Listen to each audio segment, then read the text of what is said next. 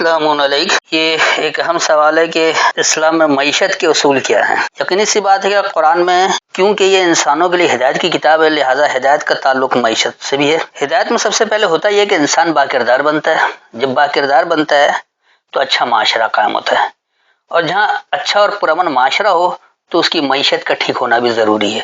لہٰذا ہدایت میں تمام پہلو شامل ہے، اور اس کا آخری نتیجہ یہ ہوتا ہے کہ پھر ایک ایسی ریاست قائم کی جاتی ہے جو اللہ کے نظام کی آبیاری کرے، یعنی اللہ کے قانون کو ہی وہاں لاگو کیا جائے، اللہ کی حکومت ہو۔ حکومت کسی انسان کی کسی شخصیت کی نہیں ہوگی، اور اس میں ہر انسان کو بافراغت ہر چیز میسر ہوگی جہاں سے وہ چاہے، لیکن اسے اپنی صلاحیت کے مطابق پورا کام کرنا پڑے گا۔ کسی کو بیٹھ کر ہر حرامی کے ساتھ کھانے کی اجازت نہیں ہوگی۔ ہر آدمی اپنی اپنی صلاحیت کے مطابق کام کرے گا، کسی کی صلاحیت بہت زیادہ ہے، کسی کی کم ہے، لیکن کھانے پینے پر جس کی جتنی خوراک اس کو اس کے حساب سے ہی مہیا کیا جائے گا، اور اس کے لیے کوئی ٹیکس لاگو نہیں کیا جائے گا، یا کوئی جزیہ یا فلانے کے نام پر یہ سب کچھ نہیں ہوگا۔ جو ریاستی نظام ہوتا ہے، اللہ کا دیا گیا ریاستی نظام، اس میں ہر ایک کے لیے بافراغت بافراوانی ہر چیز میسر ہوگی اور مفت فراہم ہوگی۔ ہاں، یہ ضرور ہے کہ ہر شخص کو اپنی صلاحیت کے مطابق کام کرنا پڑے گا۔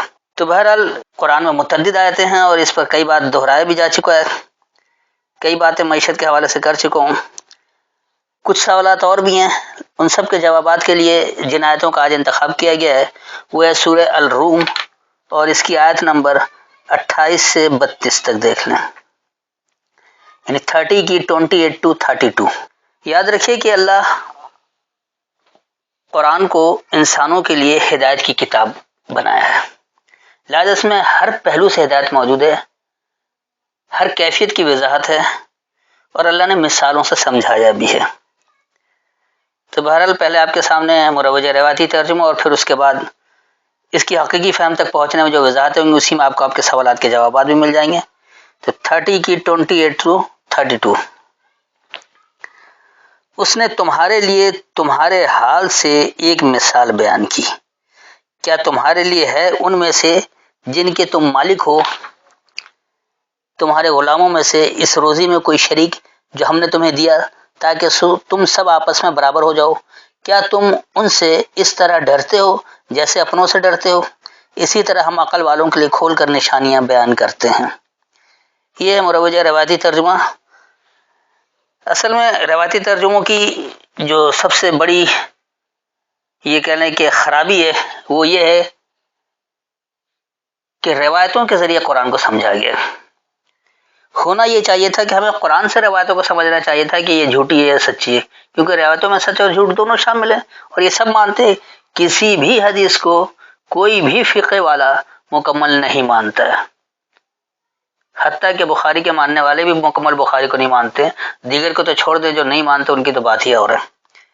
تو ایسے ہی شیعوں کی حدیث سے سنی نہیں مانتے، سنی کی حدیث سے شیعہ نہیں مانتے، اہل حدیث نہیں مانتے، یہ سب ایک دوسرے کی رد بھی کرتے رہتے ہیں، اور یہ سوال بھی لوگوں کے سامنے کھڑا کر دیتے ہیں کہ روایتوں کے بغیر قرآن کو سمجھا نہیں جا سکتا۔ یعنی قرآن کو زبان سے سب آخری اور مکمل کتاب بھی کہتے ہیں کہ اللہ کی آخری اور مکمل کتاب ہدایت ہے، اس کے علاوہ کسی کتاب کی ضرورت نہیں ہے۔ عملی طور پر فوری طور پر انکار کر دیتے ہیں کہ اس کو روایت کے بغیر سمجھا ہی نہیں جا سکتا، اس کو حدیث کے بغیر سمجھا ہی نہیں جا سکتا، اور پھر فتویٰ لگا دیتے ہیں منکر حدیث کا، منکر روایت کا، اور نہ جانے کیا کیا فتویٰ لگاتے رہتے ہیں، ان کو چھوڑ دیں۔ تو دیکھیے یہاں بات کیا ہو رہی ہے۔ ضرب لکم مثلا، بیان کرتا تمہارے لیے ایک مثال، من انفسکم، تمہاری سوچوں میں سے، تمہاری نفسیات سے، حل لکم، کیا تمہارے لیے، مما ملکت، اس سے جو اختیار میں ہے، ایمانکم، تمہیں مانتے ہوئے، من شرکا، وہ شریک کار ہے، فیما رزقناکم، اس میں جو ہم نے تمہیں سامان نشو و نما دیا ہے، فانتم فیہ سواء، پس تم اس میں برابر ہو، تخافونہم کخیفتکم انفسکم، تم ان سے خوف کھاتے ہو، تم ان سے خوف رکھتے ہو، تم ان سے ڈرتے ہو، اپنی نفسیات کے ڈر کی طرح، اپنی نفسیات کے خوف کی طرح۔ کذالک، اسی طرح، نفصل الآیات، ہم کھول دیتے ہیں آیاتیں، لقوم یعقلون، عقل رکھنے والی قوم کے لیے۔ تو اس آیت میں اللہ ہدایت کیا دے رہا ہے اس کو اچھی طرح سے سمجھ لیں۔ اللہ واضح طور پر بتا دے رہا ہے کہ دیکھو، اللہ جو مثالیں بیان کرتا ہے وہ تمہاری ہی سوچوں میں سے، تمہاری نفسیات میں سے، جو انسان کی نفسیات ہے، جو انسان کی سوچ ہے، کہ وہ کیا کرنا چاہتا ہے کیا نہیں کرنا چاہتا. تو اللہ مثالیں بھی انسانی سوچ کے مطابق ہی بتاتا ہے. انسان کے اپنے خیالات، اپنی نفسیات، اپنی سوچ، جو کچھ وہ اپنے تخیل میں سوچ سکتا ہے وہ بھی اللہ سامنے لے آتا ہے.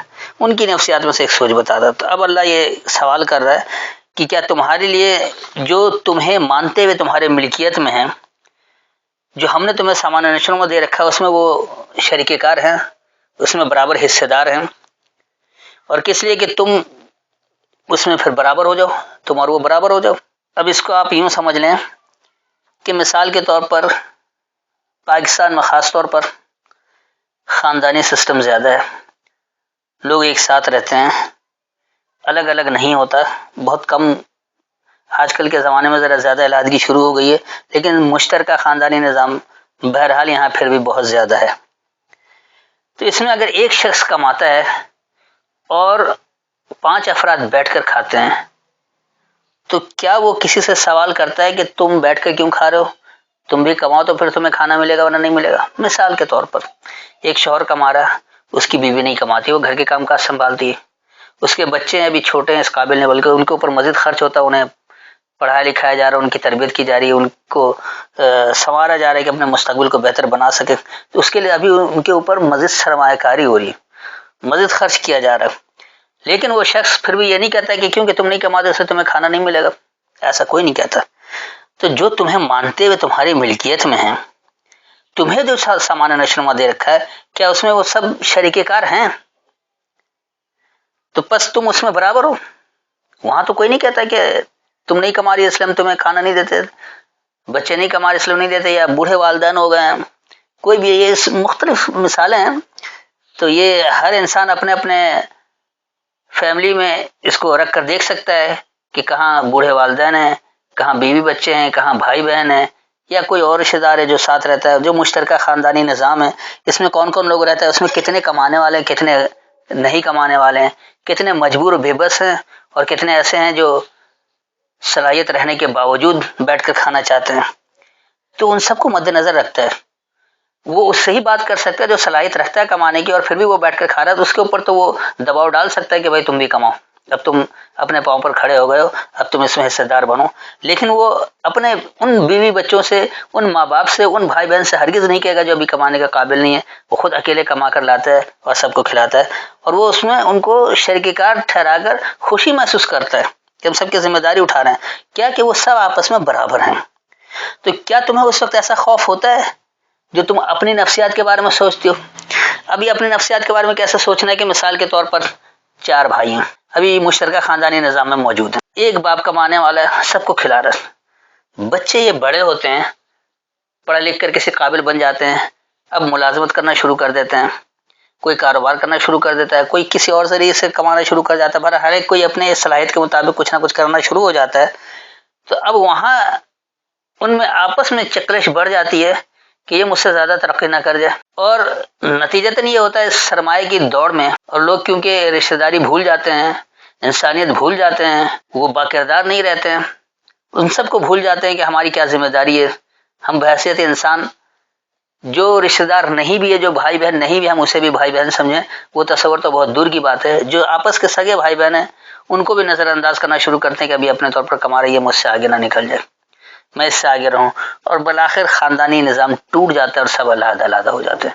اور علیحدہ ہونے کے بعد مزید تلخیاں بڑھتی ہیں، مزید دوریاں اور بڑھ جاتی ہیں، اور شادی ہو جائے تو پھر وہ تلخی اور دوری گہری ہوتی چلی جاتی ہے. بہت کم ایسی جگہ ہیں جہاں مشترکہ خاندانی نظام کامیاب ہو جاتا ہے. اگر سمجھدار عورتیں ہوں تو خاندان کو اکٹھے لے کر چلتی ہیں، ورنہ زیادہ تر آج کل ڈرامے فلمیں دیکھ کر اور سوشل میڈیا میں رہ کر اکیلے ہی رہنا چاہتے ہیں کہ میرا قبضہ ہو، میری زمین ہو، میری جائیداد ہو، میرے پاس سرمایہ ہو، میرے پاس زیورات ہو، میرے پاس نمود و نمائش کی چیزیں ہو، میرے پاس تمام آسائشیں ہو، دوسرا کیوں کرے. تو یہ جو خوف آتا ہے ان کی اپنی سوچ جو ہے کہ میں زیادہ ترقی یافتہ رہوں، وہ کیوں مجھ سے زیادہ ہو جائے. ایسا ہی خوف کیا تم اس وقت بھی محسوس کرتے تھے جب وہ بچے تھے اور سب کو کھلا رہے تھے؟ ایک فرد کمانے والے 5 افراد کو لے کر چل رہا تھا، 4 بچے بھی تھے، بیوی بھی تھی، خود بھی تھا.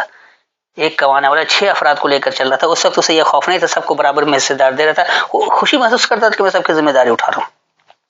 آج بڑے ہو گئے، وہ باپ اب ریٹائر ہو گیا، اس میں اب وہ صلاحیت نہیں رہی کہ وہ کام کر سکے. تو آج وہی بچے جو خود کمانے لگے اب انہیں یہ خوف ہو گیا کہ ہم سے زیادہ نہ ہو جائے، اسے فلاں زیادہ نہ چاہے، آپس کی چکلش بڑھ گئی، خاندانی نظام تباہ برباد ہو گیا، دشمنیاں بڑھ گئیں اور بالآخر خاندان تتر بتر ہو گیا، ٹوٹ کر سب الگ الگ ہو گئے. تو اللہ یہی بتا رہے کہ کذالک نفصل الآیات، اسی طرح ہم کھول دیتے ہیں آیات لقوم یعقلون، عقل رکھنے والے قوم کے لیے. اگر عقل رکھتے ہو تو دیکھو اس وقت کو بھی یاد کرو کہ کس طرح سے تم خاندانی نظام لے کر چل رہے تھے، آج کیا ہو گیا. وہی شخص وہی چیزیں، کچھ عقل و شعور زیادہ آ گیا، لوگ کمانے والے زیادہ ہو گئے، تب مربوط نظام بنانے کے بجائے، مضبوط ہونے کے بجائے علادہ ہو کر اپنے آپ کو کمزور کر رہے ہیں. تو کیا تمہارے پاس ہی عقل نہیں ہے؟ تو ایسے ہی قوم کا حال ہوتا ہے. جس طرح ایک خاندان ہوتا ہے ایسے ہی قوم بھی ایک قوم ہوتی ہے. جب قوم ٹوٹ کر بکھرتی ہے تو پوری قوم کو لے ڈوبتی ہے، اور جہاں متحد ہو جاتے ہیں وہ قوم دنیا میں ترقی یافتہ ہو جاتی ہے. اگلی آیت آئیے، بلکہ پیروی کی ظالموں نے بے جانے اپنی خواہشات کی، تو جسے اللہ گمراہ کرے اسے کون ہدایت دے گا، اور نہیں ہے ان کے لیے کوئی مددگار. اب دیکھیے سارا الزام اللہ پر ڈال دیا، جسے اللہ گمراہ کرے اسے کون ہدایت دے گا. تو پھر اللہ کو حساب کتاب رکھنے کی کیا ضرورت تھی؟ جب اللہ کو اسے گمراہی رکھنا تھا ویسے ہی جہنم میں ڈال دیتا، اور جنہیں جنت میں ڈالنا تھا ان کو اتنا دے دلا کر ان کو یہ دنیا کی زندگی یا آزمائشیں یہ اختیار دینا کہ ہم نے تمہیں بااختیار بنایا، جو مرضی آئے وہ عمل کرو. اس ڈرامے کی کیا ضرورت تھی؟ سارا الزام آپ اللہ پر ڈال دیتے. تھوڑا سا تو غور و فکر کریں، کچھ تو عقل استعمال کریں. دیکھیے یہاں اللہ ہدایت کیا دے رہے، بل اتبع الذین ظلموا اہواءهم، ہاں اتباع کرتے ہیں ظلم کرنے والے لوگ اپنی خواہشات کی، بغیر علم، علم کے علاوہ، علم کے بغیر. اللہ ظالم کس کو کہتا ہے؟ سب سے بڑا ظالم وہ جو اللہ کی آیتوں کا انکار کرتا ہے. جب اللہ کی آیتیں اس کے سامنے آتی ہیں کہ دیکھو اللہ کیا کہہ رہا ہے، اس کے مقابلے میں تم غیر اللہ کی کتاب کو پکڑ رہے ہو اور اس کی ہدایت پر عمل کر رہے ہو، اسے چھوڑ دو. تو ایسے ظلم کرنے والے لوگ جو اللہ کی آیتوں کا انکار کرتے ہیں وہ علم کے بغیر اپنی خواہشات کے پیچھے چل رہے ہوتے ہیں، اپنی خواہشات کی اتباع کر رہے ہوتے ہیں، اور کہتے ہیں کہ ہم اللہ کی اتباع کر رہے ہیں، ہم مسلمان ہیں. ایسا ہرگز نہیں ہے. آگے اللہ کہہ کہ فمن یہدی من اضل اللہ، پس کون ہدایت دینے والا ہے جو اللہ سے گمراہ ہو. اللہ گمراہ نہیں کر رہا، اللہ کی کتاب ہدایت تمہارے سامنے موجود ہے، تم اللہ کی کتاب کو چھوڑ کر غیر اللہ کی کتاب کا سہارا پکڑ رہے ہو تو تمہیں کون ہدایت دے گا؟ ہدایت تو اللہ کی کتاب میں موجود ہے، اسے تم نے چھوڑ رکھا ہے. تم اللہ کی کتاب سے ہی بھٹکے ہوئے ہو، اللہ کی کتاب کو سے گمراہ ہوئے ہو، تو تمہیں کون ہدایت دے سکتا ہے؟ ہدایت کی کتاب تو اللہ کی کتاب ہے. وما لهم من ناصرین، اور ان کے لیے کوئی مدد کرنے والوں میں سے جو اللہ کی کتاب کو ہی چھوڑ کر غیر اللہ کی کتاب کو پکڑ لے، اس سے ہدایت لے، اس کے مطابق اپنی زندگی عمل کرے، اپنے ہر معاملات میں رہنمائی غیر اللہ کی کتاب سے لے، اللہ سے ہی گمراہ ہو، اللہ سے ہی بھٹکا ہوا ہو، تو اس کی کون مدد کر سکتا ہے؟ کیونکہ اصل مدد تو اللہ کی ہے، اور اللہ کے پیمانے مقرر کردہ ہے، اس میں کوئی رد و بدل نہیں ہوتی، کوئی تبدیلی نہیں ہوتی. اس کے بعد دیکھیے اگلی آیت، پس تم اللہ کے دین کے لیے سب سے کٹ کر یک رخ ہو کر اپنا چہرہ سیدھا رکھو. اللہ کی فطرت ہے جس پر اس نے لوگوں کو پیدا کیا، اس کی خلق بنائی ہوئی فطرت میں کوئی تبدیلی نہیں، یہ سیدھا دین ہے، اور لیکن اکثر لوگ جانتے نہیں. اب یہاں سے لوگ لیتے ہیں کہ دیکھیے بچہ جو بھی پیدا ہوتا ہے تو وہ فطرت پر پیدا ہوتا ہے، لہذا مسلمان ہی سارے پیدا ہوتے ہیں، پھر وہ زندگی کے حالات، ماحول، ماں باپ کی پرورش وغیرہ وہ سب اسے فرقوں میں بانٹ دیتا ہے اور الگ الگ ہو جاتا ہے، ورنہ جو پیدا ہوتا ہے وہ سیدھا دین حنیف پر ہوتا ہے. کیا اللہ نے ایسا کہا ہے کہ ہم نے پیدا دین حنیف پر کیا؟ تو پھر گمراہ کیسے ہو گیا، پھر بھٹک کیسے گیا؟ اس آیت کو بھی سمجھیں، بہت اہم آیت ہے. فَأَقِمْ وَجْهَكَ، پس اٹھو اپنی توجہ کو، لِلدِّینِ حنیفہ، یکسو خاص نظام کے لیے. حنیف کہتے ہیں یکسو سیدھا ہونے کو، دین کہتے ہیں نظام کو. تو پس اٹھو تمہاری توجہ یکسو نظام کے لیے ہو جو واقعی اللہ کی فرما برداری اختیار کر کے تمہیں دنیا کی بلند مقام تک لے جانا چاہتے ہیں. اور ایسا کس لیے کہ فطرت اللہ، فطر کہا جاتا ہے کسی بھی چیز کو نئے سرے سے وجود دینا یا پھاڑ کر الگ کرنا. تو اللہ نے جو فطرت دی ہے، التی وہ جو کہ فطر الناس علیہا، ان لوگوں کو فطرت دیا اس پر. تو فطرت جو اللہ نے دے رکھی ہے، یعنی عادات و اطوار انسان کے طریقہ کار کہ انسان آنکھ سے دیکھتا ہے، کان سے ہی سنتا ہے، ناک سے ہی سونگتا ہے، تو ایسا نہیں ہوتا کہ پیر سے سونگھنا شروع ہو جائے اور آنکھوں سے دیکھنے کے بجائے کان سے دیکھنا شروع ہو جائے، کانوں سے سننے کے بجائے ہاتھوں سے سننے لگے، ایسا ہرگز نہیں ہوتا۔ تو یہ جو فتح جو نئے سرے سے اللہ نے جو وجود دے رکھا ہے، وہ اس نے لوگوں کو اسی پر وجود دیا ہے۔ یہ پیمانے اللہ کے مقرر کردہ ہیں۔ لا تبدیل لخلق اللہ، نہیں تبدیلی ہے اللہ کے وجود دینے کے لیے۔ اللہ نے جو وجود دے دیا اس کے لیے کوئی تبدیلی نہیں ہے۔ اللہ نے آنکھ دیکھنے کے لیے دیا، آج سے کوئی یہ نہیں کر سکتا کہ آج سے آنکھ دیکھنا نہیں، صرف سننا شروع کر دے۔ اللہ نے کان سننے کے لیے دیا، کوئی شخص یہ نہیں کہہ سکتا، چاہے وہ کتنا بڑا خدائی دعوے دار بھی کیوں نہ ہو، دنیا بھر میں حکمرانی کا دعوے دار بھی کیوں نہ ہو، وہ یہ نہیں کہہ سکتا کہ آج سے کان سننے کا کام نہ کرے، دیکھنے کا کام کرے۔ تو یہ آپ اپنے جسم پر لاگو ہر چیز کو دیکھ لیں، ہر عمل کو دیکھ لیں، اپنے ہر اعضاء کے عمل کو دیکھ لیں، سب کچھ واضح ہے۔ تو اللہ نے جو وجود دے رکھا ہے اس میں کوئی تبدیلی نہیں ہے۔ ذالک الدین القیم، وہی خاص نظام ڈٹنے والا۔ تو اللہ نے جو تمہیں جو نظام دے رکھا تھا، کس کے تحت؟ اللہ نے جب آدم کو وجود دیا، دنیا کو وجود دیا اور اس میں آدم کو پیدا کیا، تو اس کو اس نے نظام بھی دیا، سب کچھ بنا کر دیا اور خوب اچھا کر کے دیا۔ جیسے سورہ 3 میں اللہ نے کہا کہ وَلَقَدْ خَلَقْنَا الْإِنسَانَ فِي أَحْسَنِ تَقْوِيمٍ، یقیناً اللہ نے انسان کو خوب توازن کے ساتھ تمہیں ہر چیز قائم کر کے دیا۔ تقویم کا مطلب یہ قائم کر کے دینا۔ انہوں نے اچھی صورت پیدا کرنا کر دیا۔ بھئی اچھی بری صورت ساری ہوتی ہے، وہ توازن ہونا چاہیے۔ یہ نہیں کہ وہ اچھی صورت والا تو آنکھ سے دیکھ رہا ہو، جو بری صورت والا وہ کان سے دیکھ رہا ہے، ایسا نہیں ہوتا ہے، وہ چیزیں نہیں ہیں۔ تو اللہ نے جو نظام دیا تھا تمہیں، وہی نظام ڈٹ جانے والا ہے، اس کے علاوہ کوئی نظام نہیں چلے گا۔ ولیکن اکثر الناس لا یعلمون، لیکن لوگوں کی اکثریت یہ جانتی نہیں، یہ علم نہیں رکھتی۔ تو اللہ نے جو آپ کو نظام دے رکھا تھا وہ یہ تھا کہ آپ، اللہ کی زمین وسیع ہے، آپ جہاں چاہیں وہاں سے با فراغت حاصل کریں، بلا معاوضہ حاصل کریں۔ اور رزق اللہ نے اتنا وجود دے رکھا ہے، زمین کے اندر بھی باہر بھی، کس طرح سے پودے سے آپ اناج حاصل کریں، کس طرح آپ سبزی حاصل کریں، کیسے آپ پھل حاصل کریں، کس طرح سے آپ کھانے پینے کی چیزیں حاصل کریں، آپ سمندر سے مچھلیاں پکڑیں یا کہیں بھی خشکی سے، تری سے، اندر سے، اوپر سے، نیچے سے، کہیں سے بھی آپ کو جس طرح سے بھی ملا فراوانی، وہ اللہ کا وجود ہے۔ اور اللہ نے اتنا دے رکھا ہے کہ ساری دنیا کھا لے پھر بھی ختم نہیں ہو۔ ذخیرہ اندوزی نہ کریں، اپنے لیے نہ کریں۔ ہمارے یہاں کی طرح سیاستدانوں کی طرح آپ دیکھ لیں، زرداری اور نواز شریف اتنی دولت جمع کر رکھی کہ ان کی 7 نسلیں بھی بیٹھ کر کھائے تو ختم نہیں ہو، لیکن وہ لالچ اور حرص ختم نہیں ہوتے، پھر بھی قوم کو لوٹنے میں لگے ہوئے۔